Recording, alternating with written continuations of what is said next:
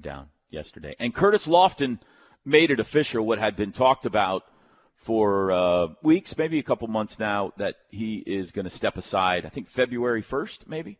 Yes, and that was the date. Will not be the general manager.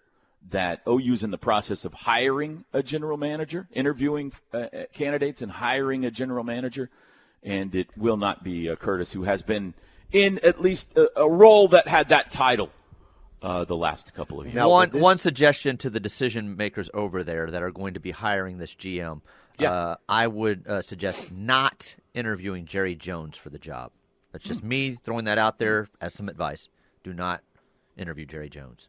So I talked to Joe about this off the air at the basketball game about coming on again. He's like, what else do you think people would want to know? And I said, I think people would like to know how the organizational chart looks, or, what you're building over there, what the organizational chart looks like as far as where the general manager fits in with the head coach, with Randall Stevenson, with the guy from the Eagles, Jake. Who answers to who? How does it all work? So I don't know that I can completely. I think the answer is yes. I think Stevenson would be over the general manager. The general manager, Brent's the head coach. They want to make it where you just coach football. We'll be in charge of personnel. It runs just like an NFL. Yesterday, we got the news that was expected. Now, I got to tell you something, Josh. It is wild sometimes to see the mix of people that are, I don't want to say in the know. That's not my point. And I'm not talking about insiders. I'm talking more just about fans. You see a very wild mix between those who are tuned in, listen to the ref, probably have 2 or 3 subscriptions to different recruiting sites or whatever, and then those who just get updates every now and then. Because there is a certain faction that when Curtis Lofton made it official yesterday that he was stepping away, I think one of the first comments I saw was, now even the most diehard Sooners are bailing ship. Now even the legends are getting off while they can. I don't – this was not a surprise move. This became an expected move over time. And of at least everything that I can understand – I feel like Curtis Lofton made this decision. He was called to do something else. I think there was always going to be a role for him within the Oklahoma football program if he wanted it, within their front office. But the idea that this is a shock and that Curtis is jumping off a ship that's taking on water, I think is – well, I guess I can't speak for Curtis, right? I can't sit here. I can just take him for what he posted at his word. Now, if he wants to tell – people off the record or behind closed doors, then that's his decision. I don't think he is. I think if there's one thing I've taken from Curtis Lofton is he's a pretty upfront guy, and he's going to tell you how it is. So to me, I don't feel like there was any I got to get out of here because this thing is doomed. But dude, he did for a role that no one really knew what it would be and what it would look like. He stepped into that, and I thought he did a really good job. Now, we could fight and scratch and claw about, well, look at their record, and that's, of course, the bottom line. But you talk to anyone in that building, Curtis Lofton was a difference maker.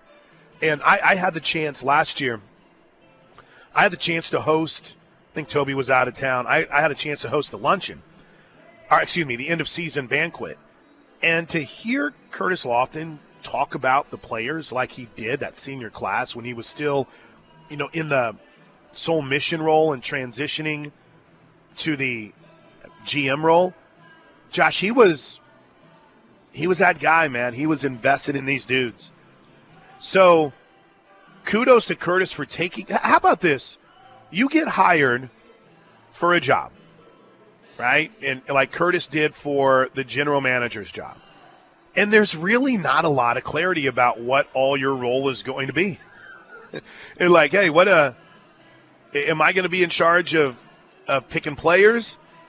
Am I going to be out there? No, I don't know. Don't know. All right. What's my job within the roster? Don't really know. Just kind of you're going to have a You're going to be the general manager, and we'll kind of see what that role becomes.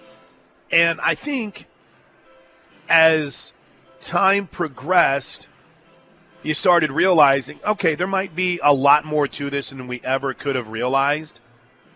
But in that same vein, he did everything asked of him. Oklahoma needed someone to be a stabilizer. And regardless of how you feel about the way things have gone on the field, Curtis Lofton cared. He fought. He battled. He scratched and clawed. And I really think he helped make a major impact on truly understanding.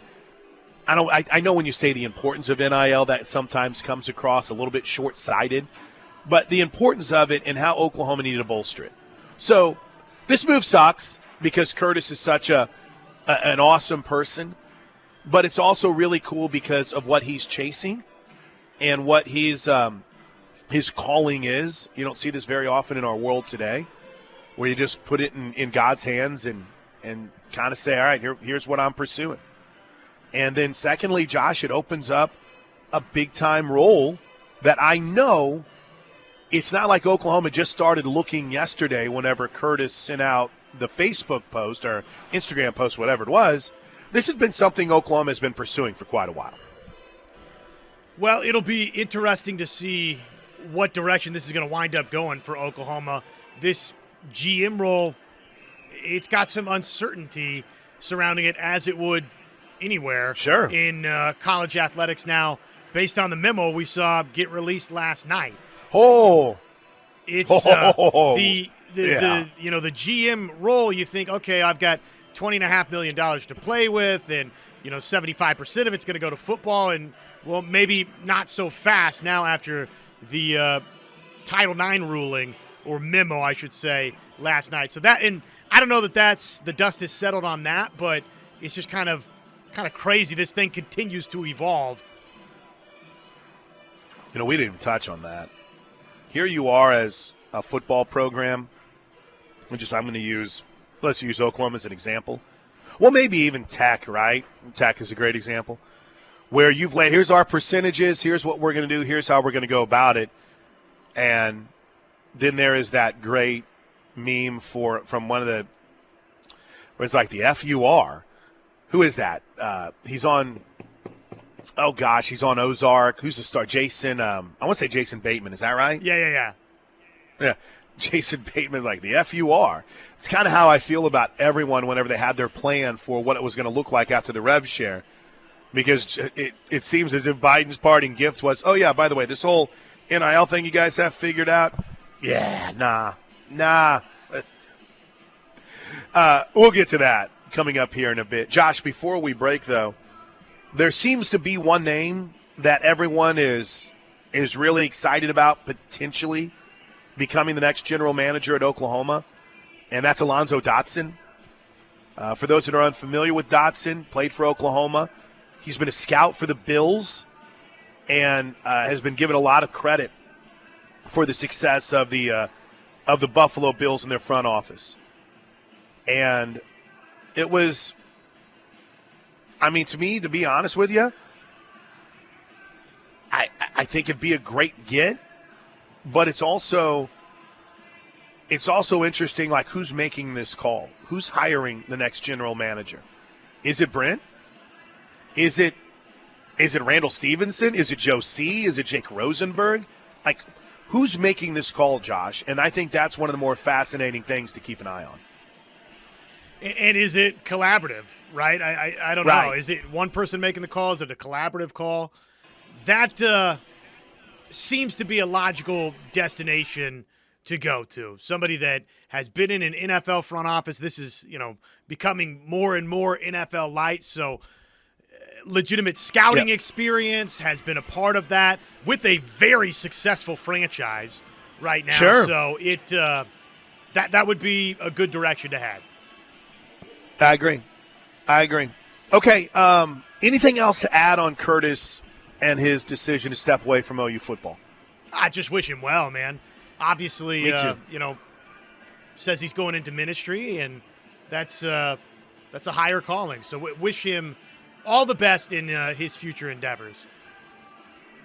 And like I said, it's interesting because there are certain people that are just so caught up in the on-the-field results, and I get it. I understand. I'm right there with you, that they won't even allow a moment to say, hey, dude, this guy in an unknown role for the future of college football stepped in, embraced it with, I think, a very fluid job description and did everything asked of him.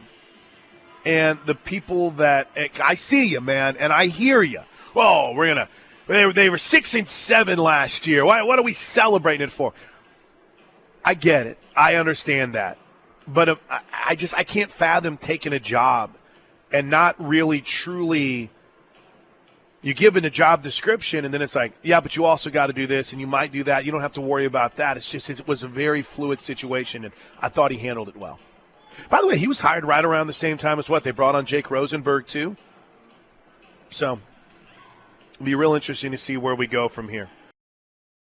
All right, let's talk a little Sooner football. Curtis Lofton steps down as general manager, and he's going to pursue the ministry. Good for him. Great Sooner, well-respected.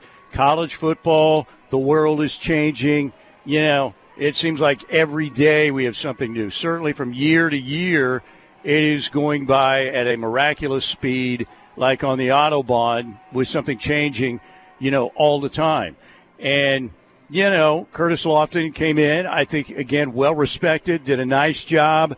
He's a Sooner through and through, great player, 8 years in the NFL, Chase Daniel's worst nightmare. But you also are looking now, Parker Thune, at almost having kind of an NFL-like front office, right? This is about numbers crunching, money, everything.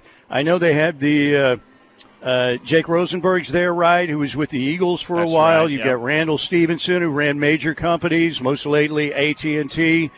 I mean, you really need business people, maybe with a sports background in there, right? 100%. And now all they need to do is activate the money from the BMDs, the boosters, with a ton of cash at their disposal, not the least of whom is one Michael Eugene Steely.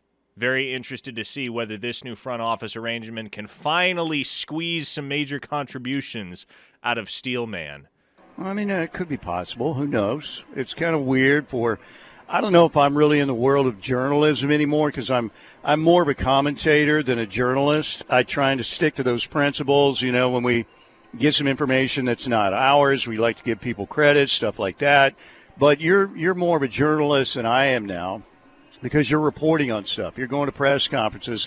I'm more of a commentator. So maybe that would free up that situation. I don't know. I mean, I may be able to give him $10 a month or something. Who knows?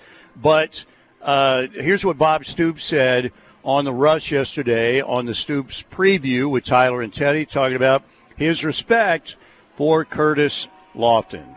He's an incredible man, incredible person. Love it for him. Love it that he's going into ministry. I mean, he'll be great with that. No, he's what you want. He's just a delightful person, man, everything about him. So good for him. He'll do great in anything he does. So I'm happy for him. But I love the fact that he is going into some type of ministry.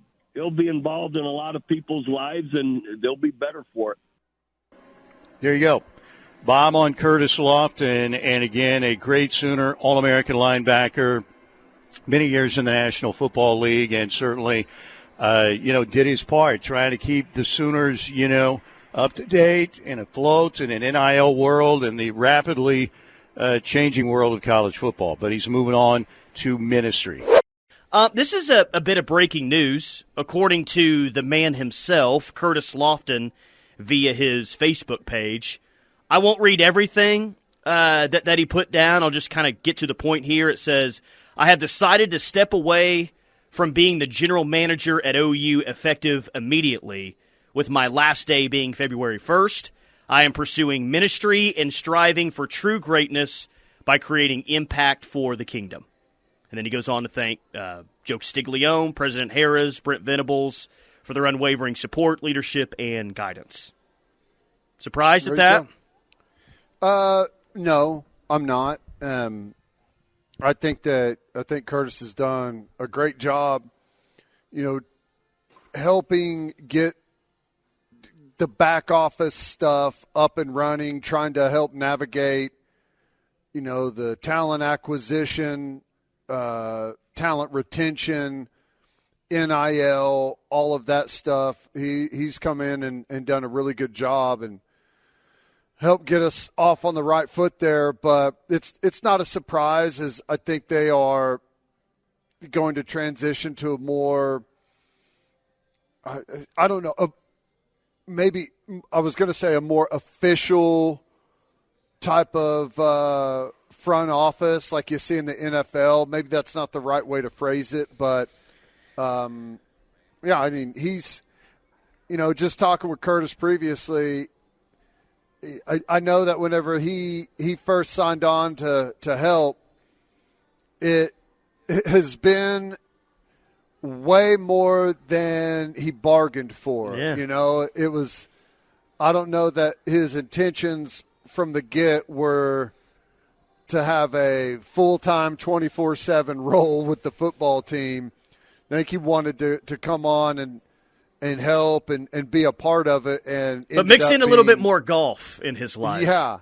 He ended up being fully immersed in it. So, yeah, it's not a surprise to me at all. He's done a good job there, and like I said, helped get us off on the right foot in transitioning to, more of a professional style front office. Yeah. Well, first off, it's cool the new journey that he's going to chase. I think that's awesome for him. I don't know if this take is out there. I haven't, really looked through Twitter to see, what everyone's saying. But before I see this comment, and I'm sure that I will see this comment more than once, I in no way look at this news or apply, kind of the, things that you've heard about, Curtis and kind of what he wants. I don't look at this and say, oh, man, here's someone else jumping ship. They know the head coach is on the hot seat, and he just doesn't want to be there for the end of it. I don't think that really has, in my opinion, anything to do with this. Curtis has got enough money that if he wanted to take a different route in life, he can absolutely do that, but I just don't. So a lot of people said that about Zach Alley. Maybe that's true. I don't know. I don't think that that's true at all about Curtis, though. No. Like I said, a quiet complaint, not upset about it, but, from pretty early on, he has said that it's been way more than he really wanted to do. And, I think, and once he got rolling with it, I think that he,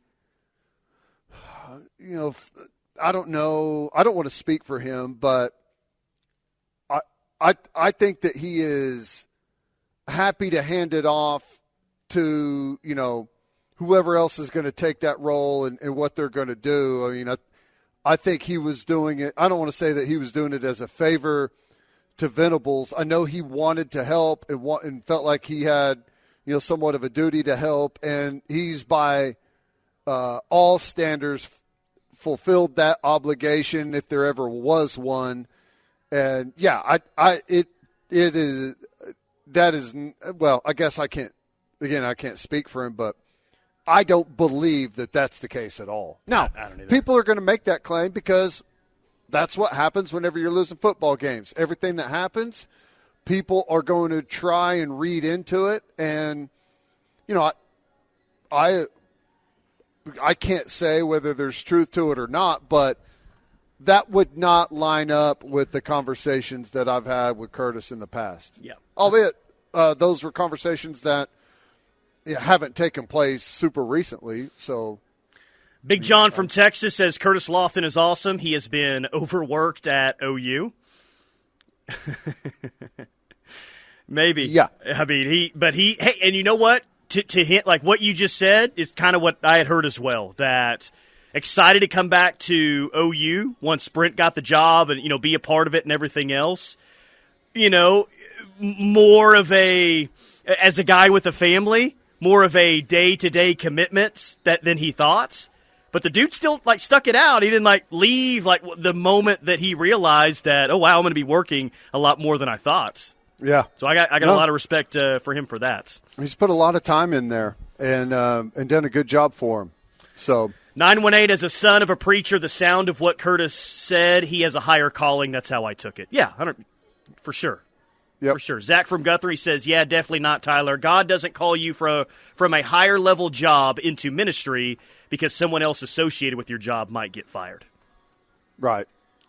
Yep. I don't know Curtis really personally. You know him way better than I do. But I bet Curtis in ministry, he'll be awesome. Oh, yeah. Absolutely. He'll be great. He will. And again, just to reemphasize that point, Curtis's – and again, I don't want to speak for Curtis, but I don't believe that his goal was ever to get into this thing, and this was he was viewing this opportunity as some stepping stone to go be a GM somewhere else, or you know what I'm saying? I totally agree. His reasoning was simply to help Oklahoma. It was not. Zach Alley has, bigger aspirations and feels like he's better served going elsewhere to do that, to put himself in a better position for whatever, he wants to do. That's not that's why you would, if you were going to step away, if you felt like someone was on the hot seat and you wanted to maybe get out of there before any of that landed on you, that's the perspective of someone that's trying to use it as a stepping stone, and that was 100% not the case. If anything, it was the opposite.